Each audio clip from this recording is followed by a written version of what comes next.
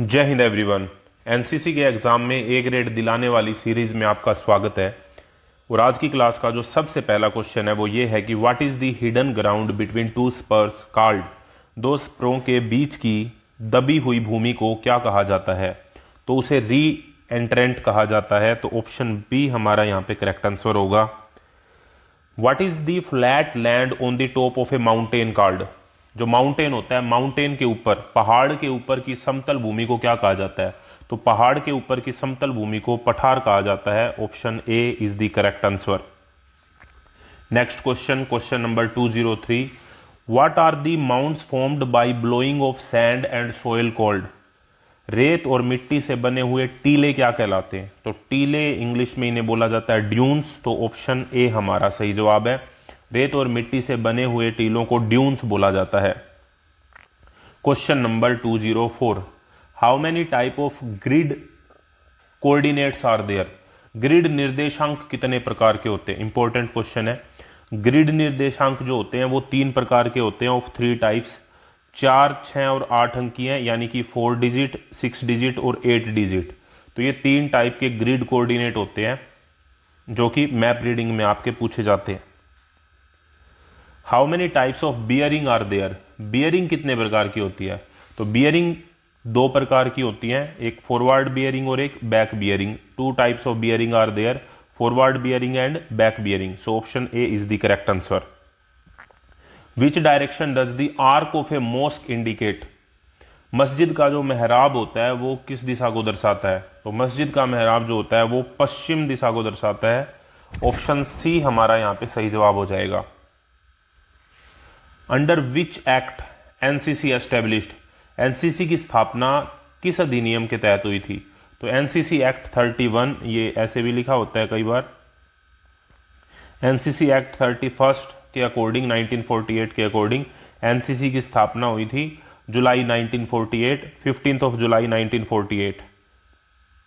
Next question, under which ministry does NCC come at the national level. National level पे जो NCC है वो किस मंत्रालय के अंतर्गत आती है? तो नेशनल लेवल पे अगर हम बात करते हैं तो रक्षा मंत्रालय यानी कि मिनिस्ट्री ऑफ डिफेंस के अंडर आती है। राष्ट्रीय स्तर पर एनसीसी रक्षा मंत्रालय के अंतर्गत आती है।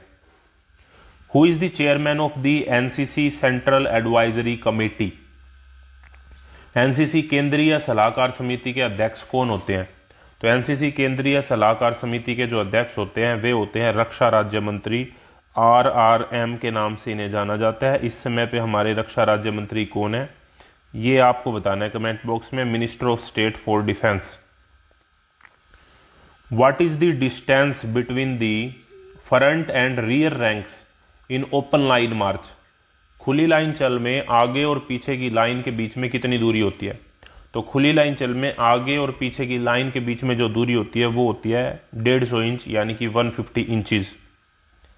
Next question, what is the distance between front and rear ranks in close line march. निकट लाइन चल में आगे और पीछे की लाइन के बीच में कितनी दूरी होती है? तो निकट लाइन चल में आगे और पीछे की लाइन के बीच में जो डिस्टेंस होती है वो होती है 60 इंचज, यानी कि 60 इंच। How many types of section formation are there. Section formation कितने प्रकार की होती है? तो इसका सही जवाब बताने से पहले मैं आपको बता दूं, इससे पहले हमने जितने भी क्वेश्चन किए हैं, अब ये क्वेश्चन नंबर हमारा 212 चल रहा है, तो इससे पहले जितने भी क्वेश्चन हुए हैं तो वो अलग अलग वीडियोस में बनाए, लेकिन उनकी एक प्लेलिस्ट बना दी गई है जिसमें सिस्टमेटिक तरीके से आपको सारे के सारे क्वेश्चन मिल जाएंगे, ताकि आप स्टार्टिंग से लेके और जब तक ये सीरीज चलेगी सभी वीडियोज़ को एक साथ देख सके। तो प्लेलिस्ट का जो लिंक है वो आपको वीडियो के डिस्क्रिप्शन और पहले कमेंट बॉक्स में मिल जाएगा। और इस क्वेश्चन का जो करेक्ट आंसर है, तो सेक्शन फॉर्मेशन जो होती हैं वो कितने प्रकार की होती हैं? 6 प्रकार की होती हैं। कितने प्रकार की होती हैं? 6 प्रकार की। Next question, how many types of compasses are there. Compass कितने प्रकार के होते हैं? तो कंपास जो होते हैं वो हमारे 2 प्रकार के होते हैं, एक होता है लिक्विड कंपास और एक होता है ड्राई कंपास। हम जो एनसीसी में यूज करते हैं वो लिक्विड कंपास यूज करते हैं। Liquid prismatic compass mark 3 alpha 1, ये उसका पूरा नाम होता है। Next question, question number 214। इन विसर्जन यानी कि dismiss, which side is the first turn taken. विसर्जन में पहला टर्न किस तरफ लिया जाता है? तो विसर्जन में जो पहला टर्न लिया जाता है वो राइट साइड यानी कि दाहिनी तरफ लिया जाता है। Option A is the correct answer.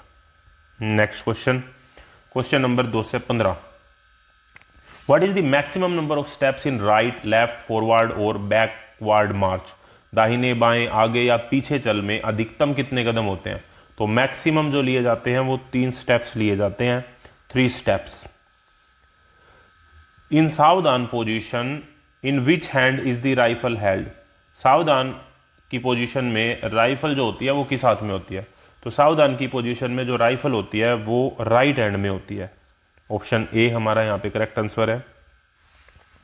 Where is the rifle in stand at ease? आराम से पोजीशन। आराम से पोजीशन में राइफल कहाँ होती है? राइफल का जो बट होता है वो दाहिने पैर के साथ होता है और राइफल आगे की तरफ झुकी हुई होती है।